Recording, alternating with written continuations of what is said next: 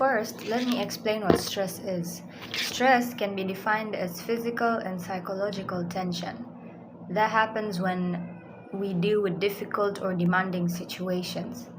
It can be mental or emotional or physical, and it casually or usually creates feelings or strains of distress. Is stress always bad?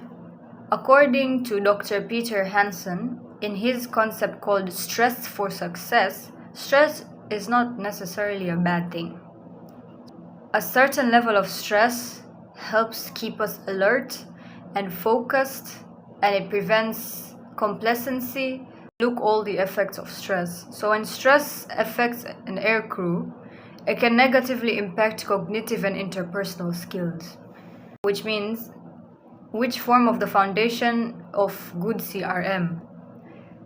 This may lead to poor decision makings, loss or situational awareness, and errors in judgment. Okay, so now I'm going to talk about the types of stress.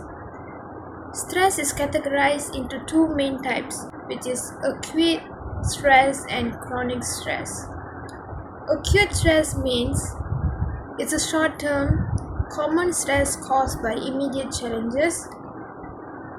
In small doses, it can be drilled and help keep you alert. Training can improve one's ability to handle it. Next up is chronic stress. Chronic stress is a long-term stress that presides over time. For an example, chronic illness and ongoing family issues. It builds up gradually, and if not managed, can lead to serious physical and mental illness. Next, I'm going to talk about the major causes of stress. Major causes of stress falls into three categories. The first one is physical stress, which caused by environmental factors such as poor lighting, extreme temperatures, or lack of oxygen. Next is physiological stress, which means arises from the body's condition including fatigue, poor physical fitness, or illness.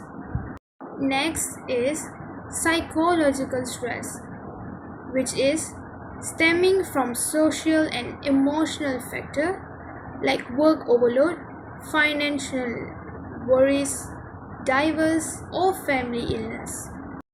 I am also going to talk about the signs of stress. These effects of stress manifest in four key areas. The first one is physiological symptoms, which means immediate bodily reaction such as sweating or dry mouth. Next is health effects, which means longer term issues including headache, sleep problem, diarrhea. Not only that, we also have mental effects such as emotional impacts such as anxiety, poor concentration, depression, and so on. Lastly, we have behavioral symptoms, which means changes in behavior. For an example, shaking. What does shaking means? Shaking means like if a person having interview and they don't know how to talk, they don't know what to talk, so they will be nervous. So when they are nervous, they will start shaking and so on. The next example is nervous laughter and also increased alcohol use.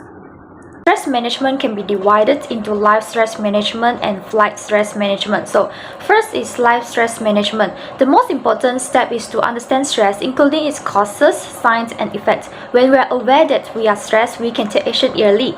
Taking a systematic approach to problem solving helps prevent panic and confusion.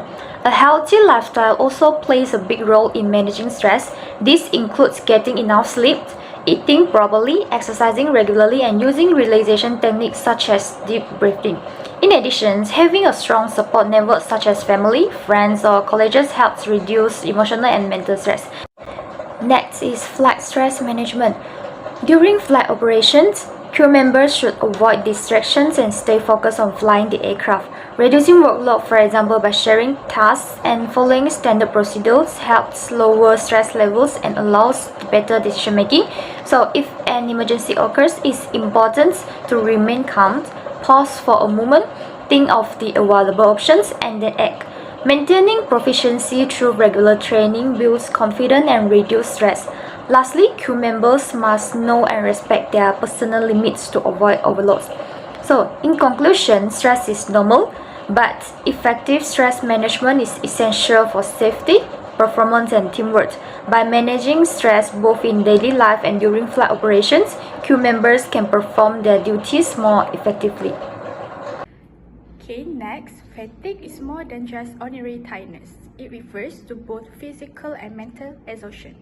It is closely linked to stress because continuous stress keeps the body in a constant of alert, also known as survival mode. This continuous activation consumes a significant amount of energy, and over time, it results in fatigue, even when a person appears to be getting enough rest. In addition, factors such as lack of quality sleep, dehydration, and excessive caffeine intake can further worsen fatigue by disrupting the body's natural recovery process and energy balance. Poor sleep limits proper physical and mental restoration. Dehydration lowers energy levels and concentration, while excessive caffeine may interfere with sleep and increase restlessness. Now let's see about the effect of fatigue on crew performance. The first effect is reaction time increases, which means the crew members who takes a longer time to make a good decision.